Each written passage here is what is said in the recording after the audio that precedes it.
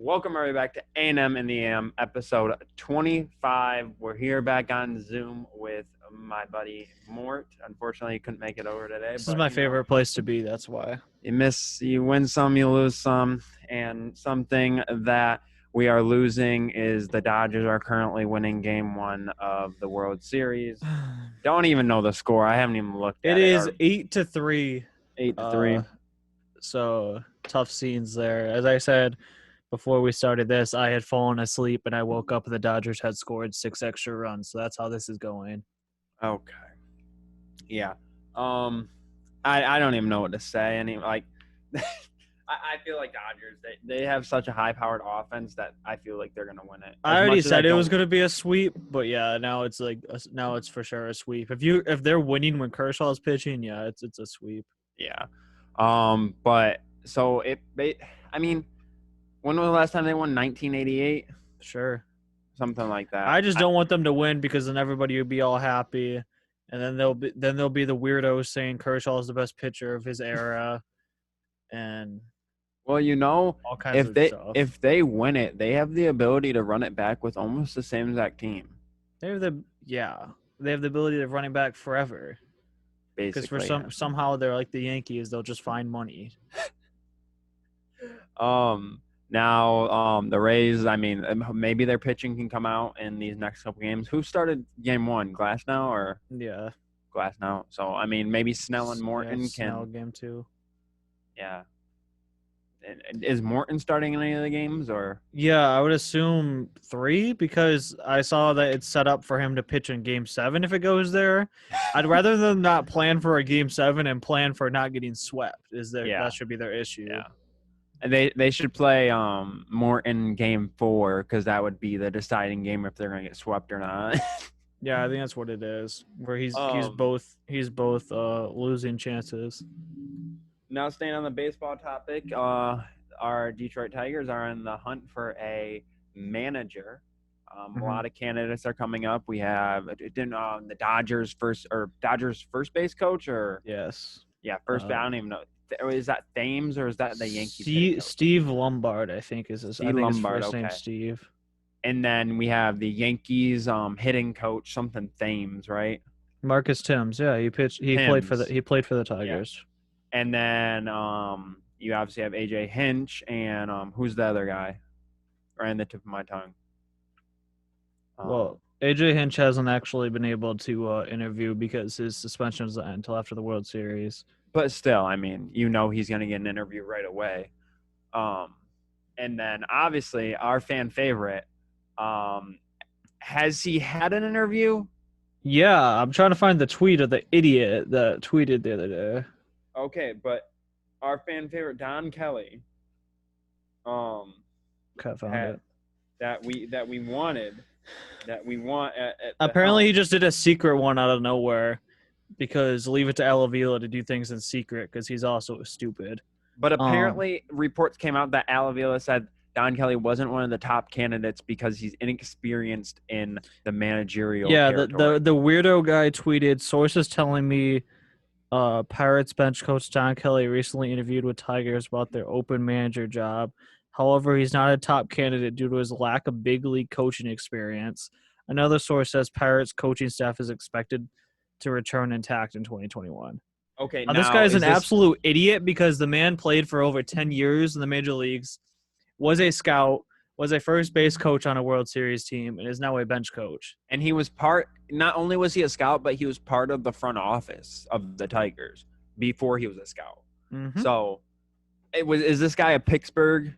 Pittsburgh? Yeah. Okay. Which is why I said he just wants him to stay or something. I never knew. I kind of knew, but in my wildest dreams would have never known that teams would be fighting over Don's services, but I'm happy that they are. And that guys are just dropping fake news about it. But. Okay, realistically, not like you can say whatever you want. Realistically, did you see Don as maybe not even this soon, but later on in his career, did you see him as a manager? Of a minor league team. I didn't think he'd be this sought after, or this fast. But as more and more stuff came out in his post-playing career, that people that teams wanted him because of just knowing him and his abilities and stuff. Like, it was just AJ Hinch gave him such high credit that I mean, AJ it's Hinch going also has crazy. all of his credibility taken away from him at the same time. Yes, but it's same. But AJ Hinch was in Arizona, I think, or somewhere before where Don was, like, early in his career, and he always said like he wanted to meet back up with him, either as a player or Wait, a coach. And plus when Hinch was in Detroit, I think I guess Don wouldn't have been here yet, but wait. Let's bring the boys back together. Don comes as manager, AJ Hinch comes as bench coach. that's what I've been saying.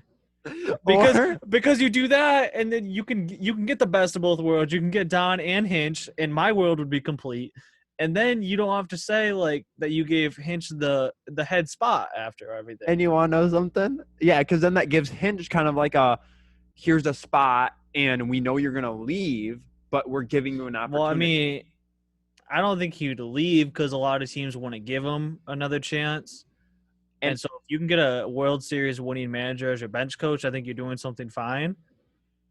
And what I was going to say, bringing the boys back together, you already got Ramon Santiago there. So what you do, you say – It's not getting Marcus Timms isn't leaving if he's not going to be a hitting coach. No. You bring Brendan Bosch. You say, come on. Brendan Bosch? And then you say, Andy Dirks, come on.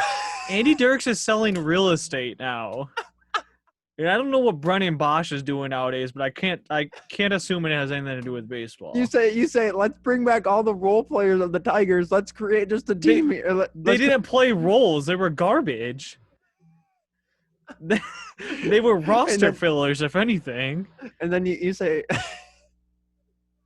I'm just saying, Don Kelly comes manager and then just brings back the team. He just brings the team as the coach. Yes, staff. He would bring them up and he'd lead them to prosperity. But I don't think that that's the way to go with it. I mean, if you're going to bring anybody back to get the crowd going, you bring back Brandon Inge.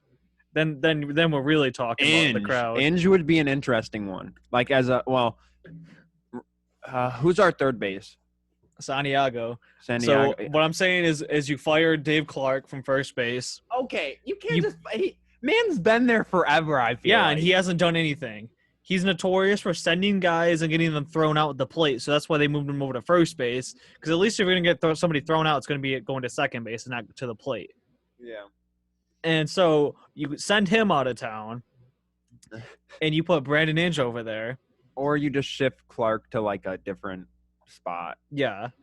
And then come 2022, when they're on opening day, when they're coming out to line up and they introduce Don as the manager and Santiago's the third base coach and Brandon Inge is the first base coach, when Don takes the lineup card, that's when you hear Lose Yourself start blasting and Justin Verlander takes the mound and all things are good again.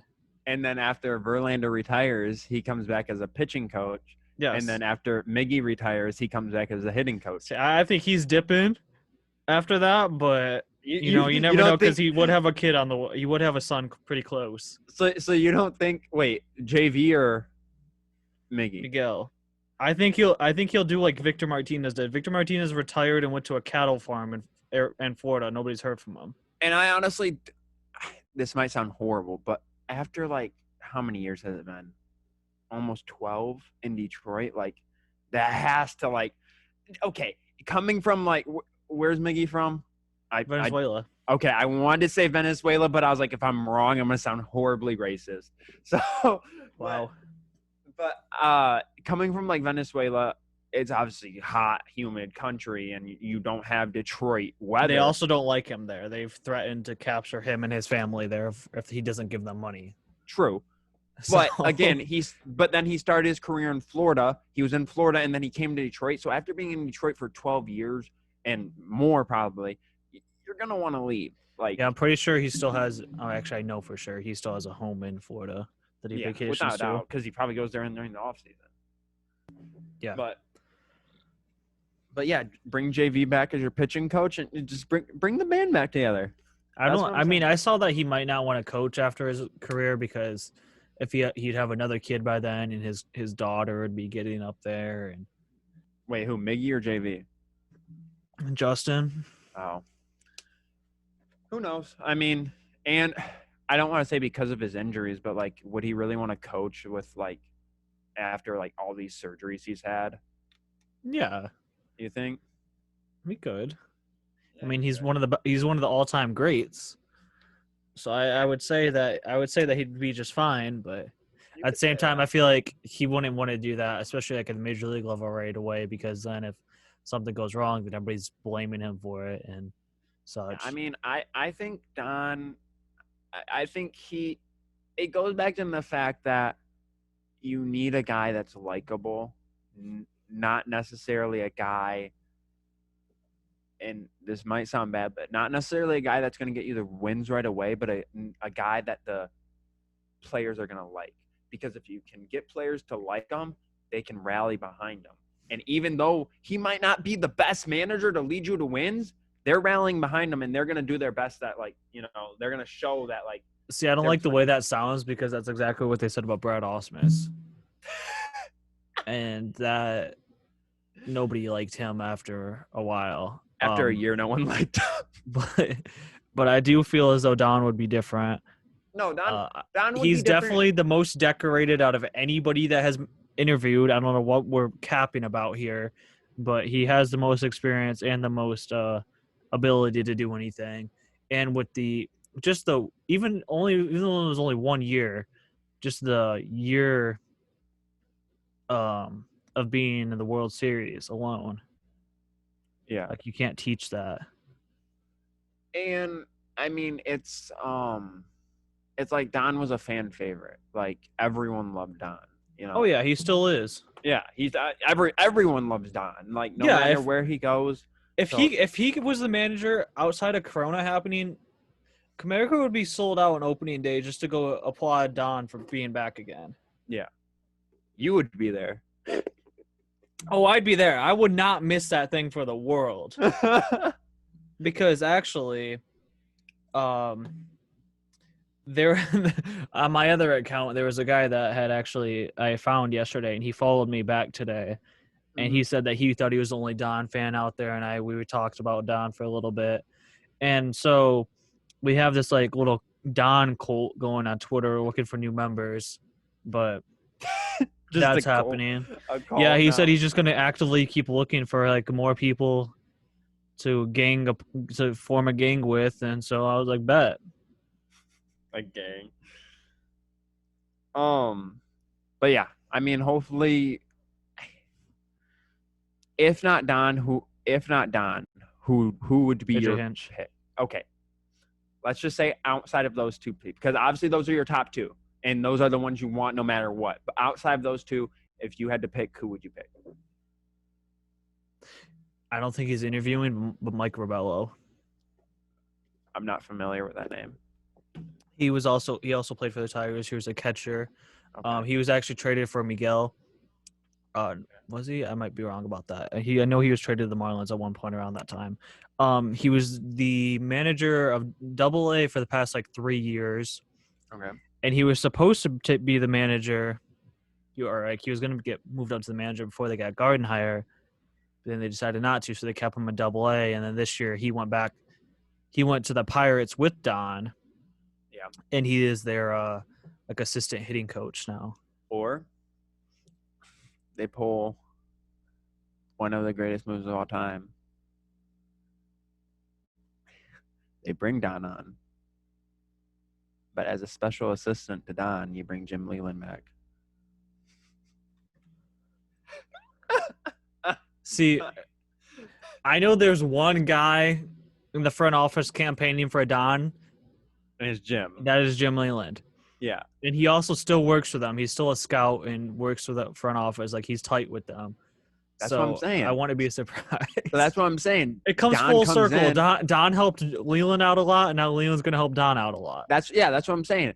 It's I was going to use a reference here, but it's like James Jones helping out LeBron, getting players now that he's the GM down in Phoenix. But it's like Don comes back. Leland's like, you want some help? I'll come be your special assistant manager. I'll stay in the dugout with you. You know, I'm not. He would talk to him a lot. They would talk every day, and everybody would enjoy that. He's like, I'm not gonna be the bench coach, but I'll be whispering sweet nothings in your ear during the game. Oh my! I mean, if you have a managerial list that involves Sparky Anderson, Jim Leland, and Don Kelly, I think you're doing something well. Oh yeah, And I guess Ron Gardenhire, but I was gonna make a hot take. I thought about it earlier. I was like, no, I'm not gonna say it, but I'll mention it as a hot take. I won't say it for real. Okay. But like going from a bubble Hall of Fame manager to a first time manager would be something else. I mean, especially if it's not Don.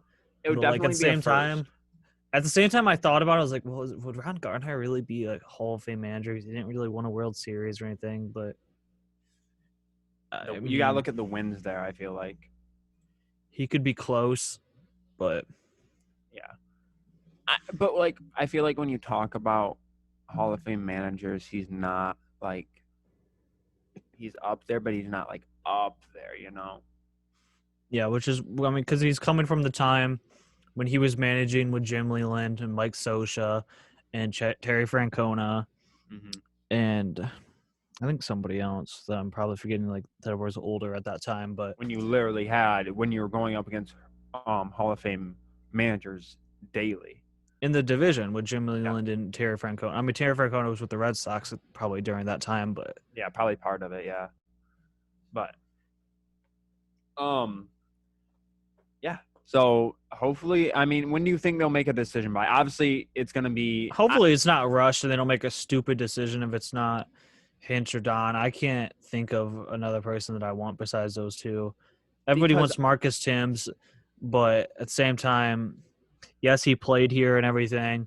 He's a likable guy, but like going from a hitting coach to a manager is such a big change, especially for like a guy that's only been a hitting coach throughout the minor leagues and up to the major leagues. Yeah. Yes, he does. He is coaching on one of the on a team that like leads the league in home runs and stuff, but they also lead the league in strikeouts, and they also play in a little league field.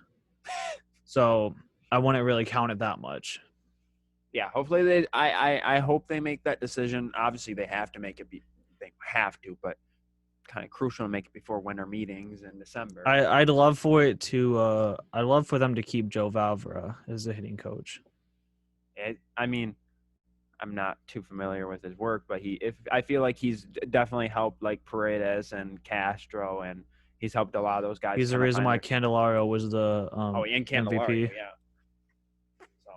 So, sticking in Michigan, we have the first game of Big Ten. Hopefully, I mean, from what I've seen, it says on the thumb, will they? Because it's a big question, will they? Because good old Central Michigan legend, PJ Fleck, not really a legend, but Central Michigan, Western Michigan. Sorry, Western. Yeah, that's the school. Don't associate him with Central. We remember him as the Western Michigan coach, and that's it. He will not discuss how many corona cases they have. So and he said the man's plotting against his old state. It's pretty bad. I swore I saw, and I could be wrong. Like honestly, I could be wrong, but I swore I saw a number that said like he hasn't said, but rumor says there's 68 cases. Jeez, that's like the entire team. I know. There's no way because if it was that, I know if it was 68 cases, they would have already said that by now. They would have had to know that by now. Yeah. But I mean, this is big because obviously not the first game of Big Ten because first game is Friday, I believe. I don't know who plays, but there's a Friday. Let me check who plays. But there's a Friday game. I don't want to cast this on to anybody. Yeah. But imagine like if he's hiding it because it's that receiver, and everybody's Bateman. all hyping it up. Yeah, because everyone was kind of like hyping Bateman up because, see, something I didn't notice, and I think Giles Jackson is wearing that number this year, but that the NCAA has never allowed the number 0 up until this year. Yeah, Giles is wearing it, and somebody else was gonna. I think Nico was gonna wear it, but Nico's opting out now. They finally said. Wait, so how are they both gonna? Oh no. Giles is on the offense, right? Jesus. No, Giles is on the defense. I thought. No, Giles is slot receiver. Okay, that's what I thought. Yeah. So it was somebody on the defense who was also going to wear it. Yeah, but I don't think they are now. That's I mean, not to stray off that number 0 topic, but Nico Collins just randomly opted out. Like, I mean, everybody assumed he was going to. With the receivers they have, they should be straight. They're just very young. Yeah, very, very young. So, but I mean, like we were talking about with that receiver that they have, everybody is quick to forget they got a 5-star cornerback that will be on him all game in Daxton Hill. Yeah. I thought Daxton was going to be playing more safety this year. Yeah, because he just said Harbaugh just said that he calls him like the best player or one of the best players on the team. So he's going to be playing kind of like corner. Is he going to be playing kind of like a Jabril type? Yeah, he said he's like a Viper. Okay. Like Jabril did. But I would assume he's going to be on him the entire time, and he's the fastest guy in the team and everything. So Illinois Wisconsin play Friday at 8. So they're the first Big Ten game of the year. Michigan's actually one of the last. Michigan, Minnesota is actually because they play a night game. Yeah, they play 7:30. So does Maryland and Northwestern though, but obviously Michigan. Yeah, Michigan and Minnesota is going to be overshadowing that. Yeah, that's why game day's there. Yeah, literally. Which I'm surprised, honestly. I heard that it was like snowing feet in Minnesota today. So if game day is going to be there, they're going to be crying the entire time. Oh, can I say something? So apparently a fan put on this post on Reddit, a Minnesota fan. He said, "I hope Michigan likes playing in cold weather as much as Nebraska likes playing in cold weather. If there's guys come out in hoodies for warm-ups, we're in business." And then someone responded, "Do people from Minnesota only think it's cold in Minnesota, or they not understand geography and think they're close to Florida?" I mean, some of the players are from Florida and such, but I would assume they would be okay. I mean, because it's still still until Saturday, so they have time to get rid of the snow. I mean, I think that's hilarious that like a Minnesota fan, literally when Michigan plays in the rain and like snow and stuff, that they literally have the audacity to say that because they get relevant for one time, and then things like that are said. It's funny though, but I mean, we gotta talk about something because since we're on the Michigan topic here, there were some 40 times released. And it was reported that Joe Milton ran a 4.140. And you my man Joe was the Flash. Like, I don't know what you want me to say. But more, you understand that would be the fastest 40 time recorded like in NFL history. Just keep doubting Joe. I know you've been doing it for the past year, so just keep it going. Okay, and then we don't want you on the Joe wagon when you try to join. Just I'm on the Joe wagon. I'm just not on that he runs 4.1. We knew you weren't on the Joe wagon. You're trying to join late entry. We're not letting you on. Just because your guy decided to get scared and transfer away, that's not our fault. We don't have any more room. What's that lineman's name? I can't think of it. Jalen Mayfield. Yeah, Mayfield. It came out. Yes, he's an athletic guy. Everything. He's one of the best linemen in probably the country right now. Came out and said he ran a 4.24 40. Now, the fastest 40 recorded by a lineman over 300 pounds, which Mayfield is. Mayfield's over 300 pounds. He's listed, he's listed, but have you seen him recently? Can you confirm he's over 300? But still. The fastest time ever recorded by a lineman at the NFL Combine was a 4.7. A 4.7. That's almost 0.50 second or point. I don't know what that calculation is there, but milliseconds. What do you expect from a top lineman that was going to opt out? Like, but there's no possible way he runs faster than Chris Johnson. He just can move it. Not everybody has to have 4 trailers hitched to them. I believe Michigan is trying to use those numbers as an intimidation factor, but like it's so like not believable. I think Mayfield may be lining up as a tight end. if he's busting guys down the field like that. But can he catch the ball? Who cares? Okay, use him as the fullback then. Yes, like I Ben don't know. Mason was. Yeah, I remember Ben Mason. Offensive and the defensive lineman handing him the ball. Let him Or plow when through. what was his name? Khalid Hill. Khalid Yeah, Hill, his big self was at fullback. yeah, he he went he crazy went to on the he went he went crazy on Twitter NFL the as other full. day. What? He went crazy on Twitter the other day. I seen that, and he was like if you don't like the way I talk, I don't care. He was like, you follow me for a reason or something like that. Yeah, Because apparently he was like cussing and stuff. because But of Brian Lewerke. it was yeah, I remember because he liked a tweet or he liked He liked the tweet about Taylor Devin. Wan. I mean, no, it was a Devin Bush. Oh, I thought it was the Taylor Wan one. No, it was the Devin Bush one. I mean, talking about that, 2 former Michigan players got hurt this weekend. Yeah, you Torn know they have ACLs. ACL troubles. I mean, you don't want anybody to get the ACL troubles, but at least it wasn't Jake Butt this time. Yeah, I mean, I don't even think Jake Butt's even doing anything right now. But At least he's standing on the field. That's all that matters. yeah, you can say staying on the field, more staying on the sideline. But Well, that's still the field. yeah, close enough. Close enough. Close enough. He's suited up. But yeah, I think that's all we got for you guys. Do we want to give a prediction for this weekend for Michigan, Minnesota? I mean, obviously we both have Michigan winning. But yeah, I mean, let's give a score prediction. You want to score? Yeah, I want to score. Let's see. First time quarterback. Okay, think about it though. If it's snowing, think about it. I'm not going to think about the snow. Okay. First time quarterback with a young offense. Minnesota was overrated last year. I'm going to give them 24-17. I'm going 32-17. I was sticking on that 17, but Michigan score. I'm going a little higher because I think they get garbage time TD. Oh yeah, maybe. I mean, but I'm just thinking we want to factor cold. Joe said he stayed because he wanted to play in the cold because he knows he's going to have to do in the NFL because he's from Florida. So I mean, if we want to factor, that was factoring it, but that's good enough too. And I think Joe high steps for 1 touchdown and he throws for 2. Joe's going to be voted the Heisman after the game if they win.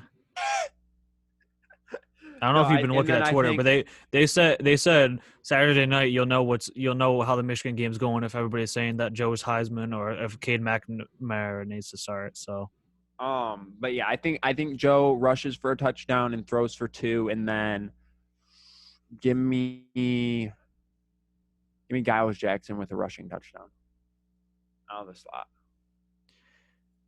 I have Ronnie Bell catching 2 of them. Ronnie Bell catching, okay. I mean, understandable. And Charbonnet is running for 1. Man's an animal. Okay, then we're over that 32-point one there. No, not for mine. Oh, you're going for yours. Okay. Yeah, I said 24. So. Oh, so yeah, that accounts for 3 of them. Then there's a field goal. And then, what 10-year kicker or 10-year good question. I think it is still one of them. I think it's Moody. Let me check that real quick. I don't know if Moody's the kicker or the punter. Or Norkey. Quentin Norkey? Let's see here. The fact that this roster still has McCaffrey on it is a little awkward. I'm looking up their roster right here. Yeah, Quinn Nordin's the kicker. Still. Okay, so apparently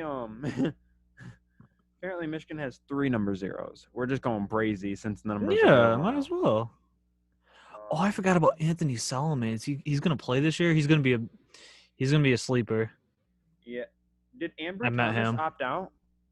Yeah. Oh, damn. So me wearing the number 1 won't mean anything this year now. They're gonna have a young secondary too because of that. Oh, did Nico wear number 1 last year? I think so, yeah. Okay. Yeah, and then Jake Moody's the other kicker still, so either one of them. They have about 9 quarterbacks listed. I would say they ran a really weird system last year. They ran a two kicker system. Yeah, because I think it is. Let me see here. I think it's what's his name? The first one. It was Dan Villari. Yeah, I think Nordin's the he's like the long kicker. Like he can kick like the 60-yarders. Yeah. And then Jake Moody is the other one. Oh, it's either that or it's the other way around. One of them's the Other one with the with question. one of them's with the one with the iron leg. Yeah, I think you're right there. That they have their short field kicker and then their long kicker. But we get Chris Evans back Yeah, after I mean, I don't think he's gonna make much of a difference. but after like a 2 year, I mean, he made a difference as I was gonna say rookie, but like freshman year, Yeah, he he was played a little bit last year, and then he got hurt, or then he had grade issues and stuff because he had like off the field troubles. But I mean, at the running back position, he's not gonna see a lot. I mean, he might get some slot or something. But again, like how I said with Charbonnet, and then um, the other running back's a freshman. He's a dog too. no, they have the guy from last year too. I don't think he's gonna play. Blake Corum. Haskin? He's nasty. Oh yeah, Hassan Haskins. Yeah, Haskins. He's slated to be like one of the starting running backs. Yeah, so it will either be him, but I'm assuming it'll be Charbonnet because he's better. Well, I mean, he's looked at and a higher praise. But Blake Corum, if you're talking about garbage time touchdowns, yeah, I think he would be a good fit for that. I just want to point out that Blake Corum's 5'8", and also Andre Seldon is 5'8", and he's a defensive back. Hold on, let me see here.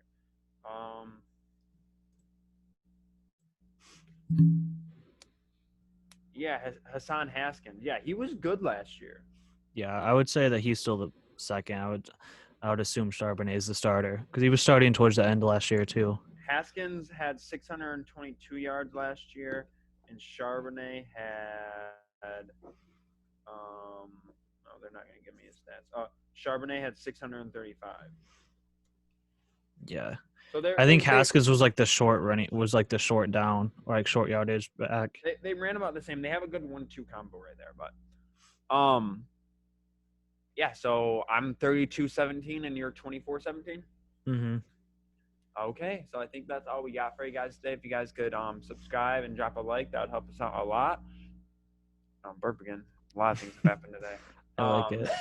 But we'll see you guys next Wednesday. Thanks for watching.